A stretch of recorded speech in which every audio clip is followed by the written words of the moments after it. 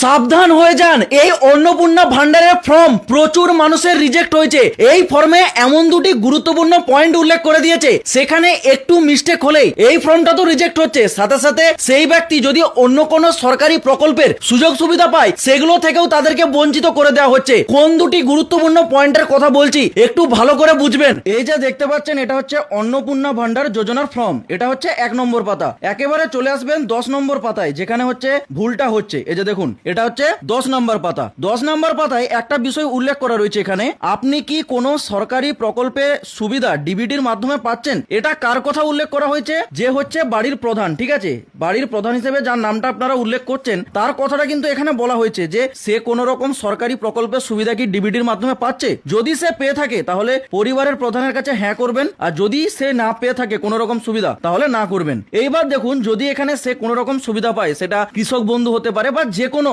সরকারি প্রকল্পের সুবিধা হতে পারে, সে যদি পায়, এখানে হ্যাঁতে টিক দেওয়ার পর এখানে দেখুন বিশেষ কিছু কথা উল্লেখ করে দিয়েছে। যদি হ্যাঁ হয় মানে সেই প্রকল্পের কথা বলছে, যদি এই ব্যক্তি সরকারি প্রকল্পের সুবিধা পায় তাহলে সেই প্রকল্পের নামটা এখানে উল্লেখ করতে বলা হচ্ছে। এবং তার নিচে দেখুন এখানে এটা একটা বিষয় লেখা রয়েছে, প্রকল্প থেকে বেরিয়ে যেতে হলে টিক বক্সে চিহ্নিত করুন। মানে এখানে কি বলছে, এই যে ব্যক্তি মানে প্রধান, সে যে প্রকল্পটা পাচ্ছে তার নামটা এখানে উল্লেখ করতে বলা হচ্ছে। দেখুন 11 পাতার প্রথমেই এখানে সে যে প্রকল্পটা পাচ্ছে, সে যদি কৃষক বন্ধু হয় কৃষক বন্ধু বা যে কোনো প্রকল্প পাচ্ছে সেটার এখানে নাম উল্লেখ করলেন। এবার উল্লেখ করার পর অনেকে কি করছে, প্রকল্পটার নামটা তো উল্লেখ করছে আর তার পাশে টিক বক্স এখানে ইয়েস মানে হ্যাঁতে দাগ দিয়ে দিচ্ছে। তারা কি ভাবছে যে এই প্রকল্পটা পাচ্ছি তার জন্য হ্যাঁ কি না জিজ্ঞাসা করছে, তাই হ্যাঁ করে দিচ্ছি। এটাই হচ্ছে সব থেকে বড় ভুল। এই ভুলটা যারা করবে তারা এখানে যে প্রকল্পটার নাম উল্লেখ করবে সেটা থেকে তারা বঞ্চিত হয়ে যাবে। কারণ এখানে কি বলা হয়েছে লেখাটা দেখুন, প্রত্যাহার করতে চান, যদি চান তবেই তো হ্যাঁ করবেন। মানে প্রত্যাহার মানে সেই প্রকল্প থেকে কি বেরিয়ে যেতে চান, কারণ এখানে তো আমি বলেই দিলাম না,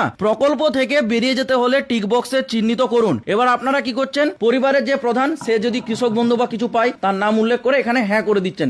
হ্যাঁ করে দিচ্ছেন মানে সে যেটা পেত সেটা থেকে তাকে বঞ্চিত করে দেওয়া হবে, তাকে বের করে দেওয়া হবে। তার মানে এখানে টিক বক্সে হ্যাঁ কি না কোনো কিছু উল্লেখ করার দরকার নেই, শুধু এখানে প্রকল্পটার নাম দেবেন। এখানে ঠিক তারপরেই সদস্য মানে এই অন্নপূর্ণা ভান্ডারটা যার নামে হচ্ছে সেই তো সদস্য, সেই সদস্যর নামটা এখানে উল্লেখ হলো, ঠিক আছে। তারপর এখানে সে কি এর আগে মানে কোন সরকারি প্রকল্প পাচ্ছিল, সে যদি লক্ষ্মীর ভান্ডার পায় মানে এর আগে লক্ষ্মীর ভান্ডার চালু ছিল বা অন্য কোন রকম যদি মানে প্রকল্প পাচ্ছে সেই প্রকল্পটার নাম লিখবেন। লক্ষ্মীর ভান্ডার অনেকেই পাচ্ছেন, লক্ষ্মীর ভান্ডারের নাম লিখবেন। আবার এখানেও অনেকে কি করে দিচ্ছে, হ্যাঁ এটাও কিন্তু করা চলবে না, কারণ এখানেও সেম কথা বলে রয়েছে, আপনি কি এই প্রকল্পটি থেকে নিজেকে প্রত্যাহার করতে চান, মানে যেই প্রকল্পটার নাম লিখলেন সেটা থেকে কি আপনি বেরিয়ে যেতে চান, নিশ্চয়ই চান না, তাহলে এখানে হ্যাঁ কেন করবেন, এটা অনেকে হ্যাঁ করে দিচ্ছে। তো এটাই হচ্ছে সব থেকে বড় ভুল, যারা এগুলো করছে তারা কি হচ্ছে সেই প্রকল্প থেকে তাদেরকে কিন্তু সরকার বঞ্চিত করে দেবে। আর এখানে আরেকটা বিষয় আমি বলে দিই, সর্বপ্রথম 1 নম্বর পাতায় দেখুন এখানে বলেছে 8 নম্বরে যে যোগাযোগ নাম্বার, এটা অনেকে কি করছে বাড়ির যে কোনো একটা নাম্বার দিচ্ছে, এটা দেবেন না, কারণ এখানে বলেই দিয়েছে